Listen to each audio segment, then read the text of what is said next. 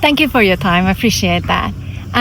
We are conducting a research on coping strategies, and we are asking people if they are thinking of a period in their life that it has been quite stressful, what strategies help them to come out of that successfully, so that we can share it with our audience. Sure. So if you can think of that, what is your main coping strategy? I discovered back in 2020, when everyone was stressed for a good reason, I discovered how important it was to get outside every day. And days when I didn't go for a walk, my mental health was noticeably worse than days when I got outside. So that would be number one.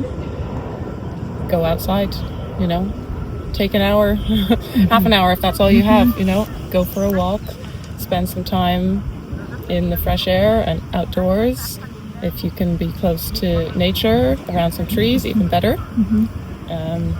So that would be my number one point. And my second point is sort of related. It's to do with physical activity. I also discovered Pilates during that time, and I've been doing it every day ever since. And I made a commitment to myself that I would do 10 minutes at least every single day, even if it was just mostly stretching. And I've kept that up for years now. I haven't missed a day in over 2 years, and it makes a huge difference, even if it's just that 10 minutes, and often it's more. But the 10 minutes was a manageable commitment, and it's improved my posture, flexibility, everything. It's small things, but it makes a real difference. So those are my top two. Just get outside, go for a walk, and find a form of movement that agrees with you, that you can manage to fit in every day, because it does make a real difference. Other things I've done that have really helped in times of stress are journaling. Write it out. Sometimes it helps you see a stressful situation from a new perspective, or helps you sort through why you're feeling a certain way, which can give you tools to then try to help yourself approach the situation differently, or it just helps you find strategies to cope with difficult situations. Also talk about what's going on with someone, either a friend, or I recently tried therapy for the first time, and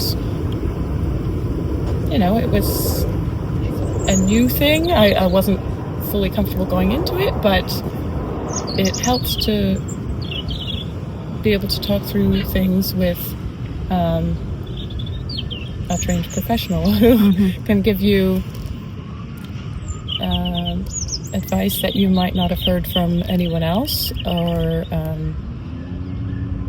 get you to think a little bit more in depth about a particular situation that you're experiencing and why you feel the way you do about it, and whether or not those emotions are reasonable, or maybe something you need to reframe in your thoughts. What else? I've done a lot of self-reflection. And a lot of I've had a certain amount of stressful situations in my life in the past few years, and I think for the most part I've found good ways of dealing with them. So I have a lot to say on this topic. Now that is even better.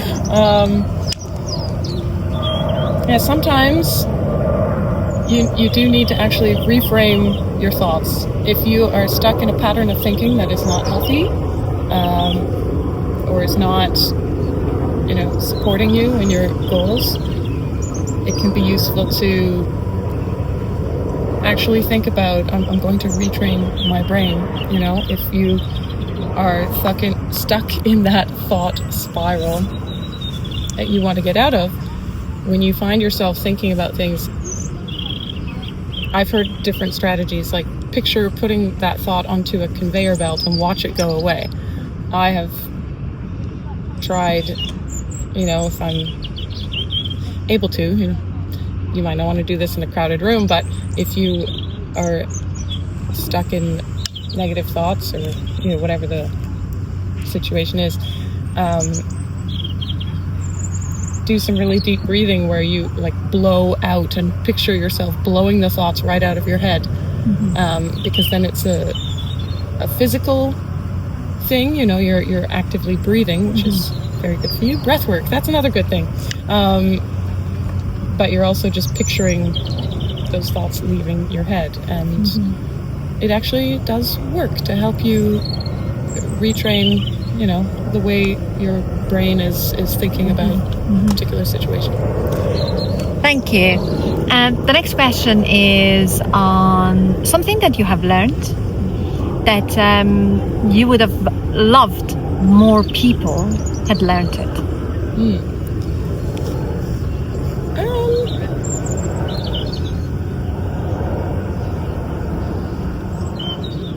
I would probably say the Pilates that I do. Okay.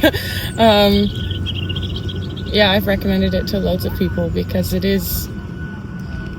does make a difference. Or just the fact that you can commit to something for 10 minutes a day, and people think 10 minutes, what does that do? It actually does a lot because it's cumulative. 10 minutes a day, you create a habit, and if you stick with a habit like that, it can change your life. It's small things, small changes can make the biggest difference. And the last question is the act of kindness to a total stranger. A lot of studies talk about the impact of an act of kindness that is done towards a total stranger, where the receiver and giver will experience a good joy or mental health because of that for a very long period. Can you think of any act of kindness? It can be even just a smile to a total stranger that you would like to share. Something that has happened to me, or okay, or you were the receiver or the giver. It doesn't really matter. I'm sure I've had a few moments in my life that would qualify, but one I've always remembered is when I was a teenager, in high school, very self-conscious and quiet. A random girl came up to me one day and said, "I think you're really beautiful, and I've wanted to tell you for a long time, so you're really beautiful." And I've always remembered that because I didn't feel beautiful, It was awkward teenage years, and it was completely out of the blue, and 20 years later, I still remember. You still remember. Yeah. Thank you very much.